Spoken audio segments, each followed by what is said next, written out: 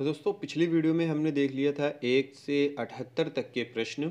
और ये प्रश्न थे नाटक और उपन्यास से संबंधित, और ये वो नाटक थे, वो उपन्यास थे जो हमने डिटेल्ड में इन्हें पढ़ा था।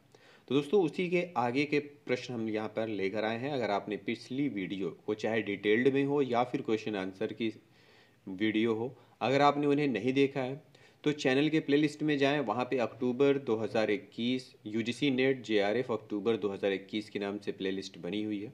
वहाँ जाके आप उन्हें देख सकते हैं। और अभी तक अगर चैनल को सब्सक्राइब नहीं किया है तो सबसे पहले चैनल को सब्सक्राइब कर लें। तो दोस्तों यहाँ पे पहला प्रश्न है कि कौन सा पात्र आधे अधूरे उपन्यास का नहीं है। निम्नलिखित में से कौन सा पात्र है जो आधे अधूरे उपन्यास का नहीं है? तो वो है ऑप्शन सी, सुंदरी। महेंद्रनाथ, सावित्री और जुनेजा, ये आधे अधूरे उपन्यास के पात्र हैं। जब हम आधा अधूरा उपन्यास पढ़ रहे थे तो दोस्तों वहाँ पे एक लंबी सी लिस्ट थी कि पात्रों की, कि कौन सा पात्र इसमें शामिल है या कौन से पात्र का क्या नाम है। फिर प्रश्न है कि सावित्री के पति का क्या नाम है। सावित्री जो पात्र है आधे अधूरे की, उसके पति का नाम क्या है? यहाँ पे ऑप्शंस दिए हुए हैं और सही उत्तर है महेंद्र नाथ, ऑप्शन ए। फिर प्रश्न है सावित्री किस नाटक की नायिका है। सावित्री किस नाटक की नायिका है? तो यहाँ पे हम लोग जाहिर सी बात है किसे पढ़ रहे हैं, आधे अधूरे उपन्यास को। तो ऑप्शन बी यहाँ पे सही हो जाएगा। आधे अधूरे जो नाटक है, सॉरी, आधे अधूरे नाटक की नायिका है। फिर प्रश्न है कि सावित्री की बड़ी पुत्री का क्या नाम है। सावित्री और उसकी बड़ी पुत्री का नाम निम्नलिखित में से क्या हो सकता है? हमने पढ़ा था, तो बिन्नी नाम है उसका, ऑप्शन ए, बिन्नी। फिर प्रश्न है आधे अधूरे नाटक का उद्देश्य क्या है। जो आधा अधूरा नाटक है उस नाटक का उद्देश्य क्या है? यहाँ पे कई सारे ऑप्शंस दिए हुए हैं और जिसमें सही उत्तर की अगर बात करें तो यहाँ पे यह बताना कि पूर्णता कहीं नहीं है। दूसरा, ये तो सही है। दूसरा है सबके व्यक्तित्व में कहीं ना कहीं अधूरापन है, बिल्कुल। तीसरा है व्यक्ति और परिवार में आई टूटन को निरूपित करना। तो दोस्तों यहाँ पे ऑप्शन डी सही हो जाएगा, क्योंकि ये तीनों ऑप्शंस यहाँ पे सही हैं। आधे अधूरे नाटक का जो उद्देश्य है वो इन तीनों ऑप्शंस में है। तो सही उत्तर होगा ऑप्शन डी। फिर प्रश्न है आधे अधूरे नाटक के चारों पुरुषों का अभिनय एक ही पात्र करता है, इसका कारण क्या है? तो यहाँ पे ऑप्शंस दिया हुआ है, इसका क्या कारण है? सही उत्तर है सावित्री की यह सोच कि अलग अलग मुखौटे पर चेहरा सबका एक है, यही एक कारण है। मतलब सावित्री जो है वो यह सोचती है कि अलग अलग मुखौटे पर चेहरा सबका एक ही है, एक ही जैसे सारे लोग हैं, सबको एक जैसा मानती है। फिर प्रश्न है कि कोई आदमी घर क्यों बसाता है। इसका उत्तर सावित्री ने क्या कहकर दिया। कोई आदमी घर क्यों बसाता है, इस प्रश्न का उत्तर सावित्री ने क्या कहकर दिया था? अपने अधूरेपन को भरने के लिए, ऑप्शन बी। तो क्या उत्तर सही है यहाँ पे? ऑप्शन बी, अपने अधूरेपन को भरने के लिए।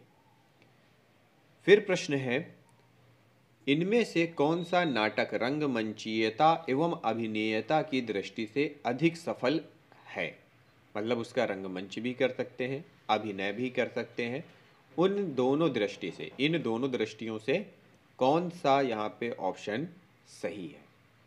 तो वो है आधे अधूरे, ऑप्शन ए। फिर प्रश्न है कि आधे अधूरे की बिन्नी विनीता के पति का नाम क्या है।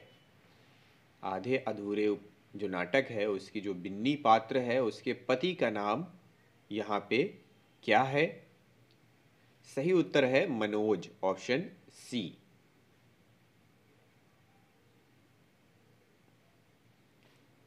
फिर अगला प्रश्न है कि आधे अधूरे रंगमंच के अनुकूल है क्योंकि। आधे अधूरे जो नाटक है वो रंगमंच के लिए अनुकूल है, इसकी क्या वजह हो सकती है ये पूछ रहा है। तो यहाँ इसमें पात्रों की संख्या सीमित है, बिल्कुल। इसकी भाषा सरल एवं प्रवाहपूर्ण है, ये भी सही है। कथा वस्तु संक्षिप्त है, ये भी सही है। तो सही उत्तर हो जाएगा ऑप्शन डी, उपर्युक्त सभी। इसमें पात्र संख्या सीमित है, इसकी भाषा सरल एवं प्रवाहपूर्ण है, कथा वस्तु संक्षिप्त है। तो उस हिसाब से यहाँ पे ऑप्शन डी होगा, उपर्युक्त सभी।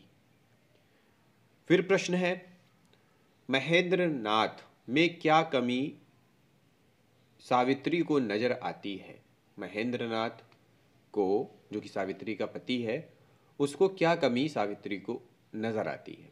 तो यहाँ पे ऑप्शंस दिए हुए हैं और सही उत्तर की अगर बात करें तो यहाँ पे ऑप्शन डी होगा। क्यों होगा तो आइए देखते हैं। पहला है यहाँ पे, वह अपने दोस्तों के बहकावे में आ जाता है। बिल्कुल, जब हम डिटेल्ड में पढ़ रहे थे तो यही पढ़ा था। दूसरा, पारिवारिक जिम्मेदारियों का निर्वाह ढंग से नहीं करता है। बिल्कुल। तीसरा, सावित्री के प्रति उसका व्यवहार अमानवीय है। सही है तीसरा। तो उस हिसाब से ऑप्शन डी यहाँ पे हमारा सही हुआ, क्योंकि डिटेल्ड में हमने यही सब पढ़ा था। फिर प्रश्न है, किस नाटक के पात्र एक छत के नीचे रहते हुए आपस में लगाव अनुभव नहीं करते हैं। इनमें से वो कौन सा नाटक है जिसके पात्र एक छत के नीचे तो रहते हैं पर एक दूसरे से लगाव अनुभव नहीं करते हैं, मतलब उनमें कोई मेल जोल ये सारी चीज़ें नहीं रहती थी। तो वो है, कौन सा है? ऑप्शन आधे अधूरे। ऑप्शन बी की बात हो रही है तो यही होगा ऑप्शन बी, आधे अधूरे नाटक। फिर दोस्तों आगे देखते हैं कि अवतरण दिया हुआ है और इस अवतरण को पढ़ते हुए, ध्यानपूर्वक पढ़ते हुए नीचे दिए गए प्रश्नों के उत्तर देने हैं। तो ये अवतरण है और इसे पढ़ते हुए हमें यहाँ पे जो प्रश्न दिए हुए हैं इनके उत्तर देने हैं। ठीक है, तो सबसे पहले अवतरण को ध्यानपूर्वक पढ़िए, क्योंकि ये जितने अवतरण हैं ये किसी न किसी नाटक या उपन्यास जो हम पढ़ चुके हैं डिटेल्ड में, उन्हीं में से लिया गया होता है।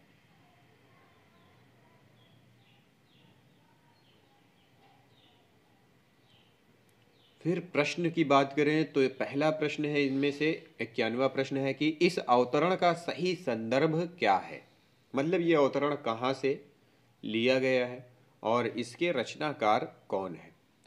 तो ये जो नाटक है वो आधे अधूरे नाटक से लिया गया है। ये अवतरण जो है वो आधे अधूरे नाटक से लिया गया है और इसके जो रचनाकार हैं वो मोहन राकेश है। मोहन राकेश का आधे अधूरे। फिर प्रश्न है कि इस अवतरण के वक्ता और श्रोता हैं। कौन है वक्ता और कौन है श्रोता। सही उत्तर है सावित्री और mister Juneja. Option B, Savitri mister Juneja से। सावित्री हो गई वक्ता और श्रोता मिस्टर जुनेजा। फिर प्रश्न है कि सावित्री के अनुसार आदमी किस जरूरत को पूरा करने के लिए अपना घर बसाता है। सावित्री के अनुसार पूछ रहा है कि आदमी किस जरूरत को पूरा करने के लिए अपना घर बसाता है। तो अपने अधूरेपन को भर सकने के लिए, मतलब जो उसका अधूरापन है उसको भरने के लिए आदमी घर बसाता है। ऑप्शन ए सही है। फिर प्रश्न है कि इन पंक्तियों से व्यंजित होता है। क्या व्यंजित होता है यहाँ पे दी गई है। तो यहाँ पे अगर सही उत्तर की बात की जाए तो सावित्री और महेंद्र नाथ के दाम्पत्य जीवन में तनाव है। ठीक है, ये यहाँ पे सही है। सावित्री और महेंद्र नाथ के दाम्पत्य जीवन में बहुत तनाव है। फिर अगला प्रश्न है कि आधे अधूरे नाटक की इन पंक्तियों से यह ध्वनित होता है।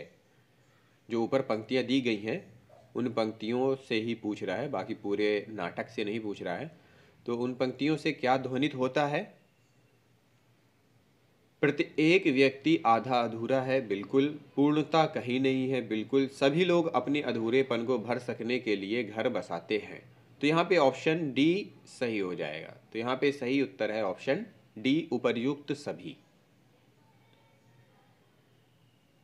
फिर दोस्तों यहाँ पे अवतरण दिया हुआ है, जिसे पढ़ना है और नीचे दिए गए प्रश्नों के उत्तर देना है समझकर, क्योंकि ये जितने भी अवतरण दिए जाते हैं और जो प्रश्न पूछे जाते हैं वो ऊपर दिए गए अवतरण से ही प्रश्न पूछता है।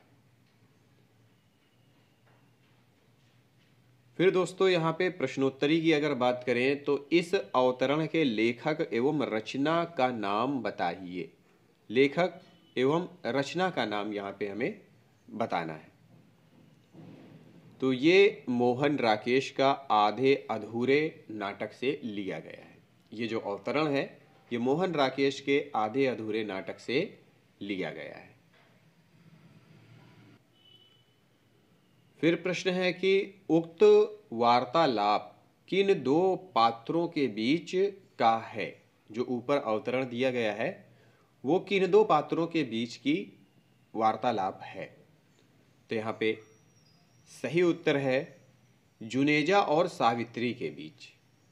जुनेजा और सावित्री, ऑप्शन ए सही है। फिर प्रश्न है कि इस अवतरण का मूल क्या है। इस अवतरण का मूल क्या है। तो सावित्री चाहे जिससे ब्याह करती संतुष्ट नहीं रह सकती, बिल्कुल। अधूरापन सब में होता है, पूर्णता कहीं नहीं है, बिल्कुल।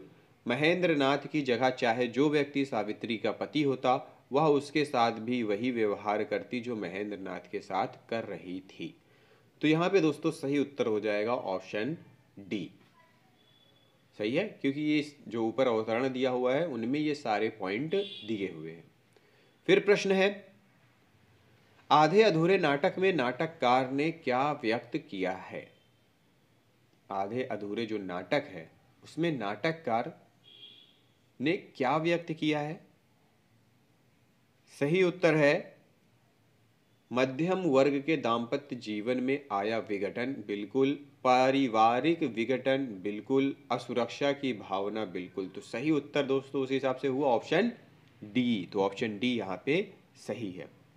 फिर प्रश्न है, अंतिम प्रश्न है, आधे अधूरे का कथ्य है। क्या कथ्य है। कल्पना पर आधारित है, यथार्थवादी है, आदर्शवादी है या फिर उपर्युक्त में से कोई नहीं है। तो दोस्तों ये एक यथार्थवादी नाटक है, ऑप्शन बी यहाँ पे सही है। तो दोस्तों यहाँ पे समाप्त होता है हमारा नाटक और उपन्यास जो हमने डिटेल्ड में पढ़ा। उपन्यासों की जो व्याख्या हमने देखी, प्रश्नोत्तरी देखी, तो ये चैप्टर यहाँ पे ख़त्म होता है। अगली वीडियो में स्टार्ट करते हैं कोई नया चैप्टर और लेके आते हैं उसकी डिटेल्ड और प्रश्नोत्तरी की वीडियो। तो वीडियो पसंद आई हो तो वीडियो को लाइक ज़रूर करें, कमेंट करें और दोस्तों चैनल को सब्सक्राइब ज़रूर कर लें। तो मिलते हैं अगली वीडियो में अगले टॉपिक के साथ। इस वीडियो को देखने के लिए बहुत बहुत धन्यवाद।